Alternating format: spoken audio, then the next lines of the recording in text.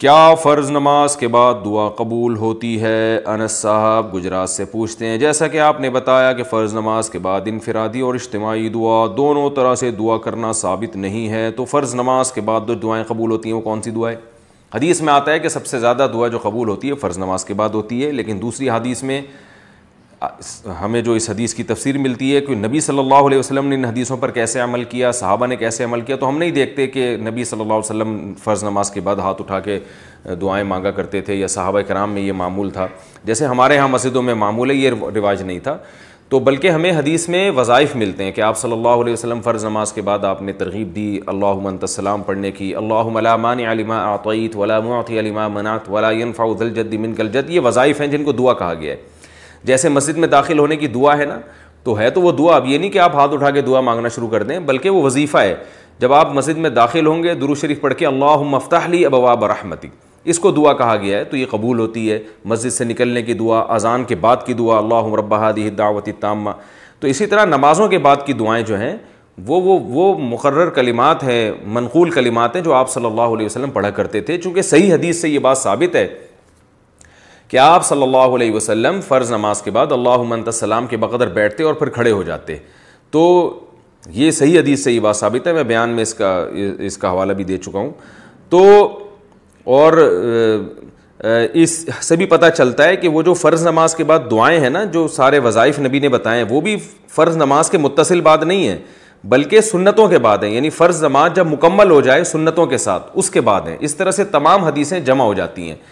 تو کیونکہ دوسری حدیث میں آ رہا ہے کہ آپ اللہم انت السلام کے بقدر بیٹھتے تھے، اور ایک حدیث میں آ رہا ہے کہ اللہم لا مانع لما اعطیت پڑھتے تھے، اسی طرح حدیث میں آتے آیت الکرسی پڑھنے کی بھی ترغیب ہے۔ تو علماء نے دونوں طرح کی حدیثوں کو جمع کر کے یہ کہا ہے، جو محقق علماء ہیں، کہ فرض نماز کے بعد آپ اللہم انت السلام کے بقدر دعا مانگیں، یعنی اللہم انت السلام پڑھیں، یہ خود دعا ہے، اس کے بعد آپ سنتیں پڑھیں، پھر اس کے بعد باقی تمام وظائف آپ کمپلیٹ کریں، اور پھر آپ اگر ہاتھ اٹھا کے دعا مانگنا چاہیں تو جائز ہے، اس میں کوئی حرج نہیں ہے۔ فرض کے بعد جب ہاتھ اٹھا کے پابندی سے لوگ دعا مانگتے ہیں تو لوگ اس کو نماز کا حصہ سمجھتے ہیں۔ جب آپ سنتوں کے بعد اخپل طریقے سے دعا مانگیں گے تو وہ تو مانگیں، جتنی مرضی مانگیں، اس کو لوگ سنت بھی نہیں سمجھتے، وہ جائز ہے، اس میں کوئی حرج نہیں، بشرطے کہ وہ بھی اجتماعی نہ ہو،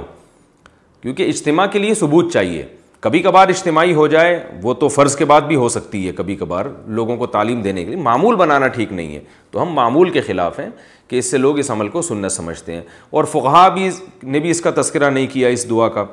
بلکہ اس کے خلاف تذکرہ کیا ہے۔ فتاوی عالمگیریہ جو فقہ حنفی کی مشہور کتاب ہے، اس میں صاف لکھا ہوا ہے کہ امام کو چاہیے کہ نماز کے بعد اللہم انت السلام ومنک السلام تبارکت یا ذا الجلال والاکرام اتنی دیر بیٹھے اور پھر کھڑا ہو جائے۔ وہاں بھی یہ نہیں ہے کہ دعا مانگے ہاتھ اٹھا کے، تو ہماری جو عربی فتاوی ہیں ان میں بھی یہی لکھا ہوا ہے، اور قرآن یعنی احادیث میں سے بھی یہی بات ثابت ہے، تو اس لیے ہماری رائے یہ، باقی یہ اختلافی مسئلہ ہے، لوگ اگر اس پر کچھ علماء اس کے خلاف چل رہے ہیں تو کسی عالم کی شان میں گستاخی جائز نہیں ہے۔ عوام کو یہ حق حاصل نہیں ہے کہ وہ علماء کے عیب نکالے،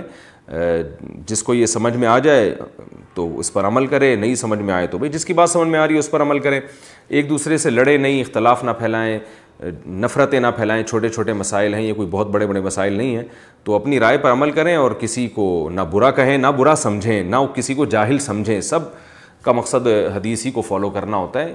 سوچنے کا انداز سب کا ایک دوسرے سے مختلف ہوتا ہے، لیکن ہماری رائے بہرحال یہ ہے، اور مجھے اس پہ بہت زیادہ اطمینان ہے، شرح صدر ہے۔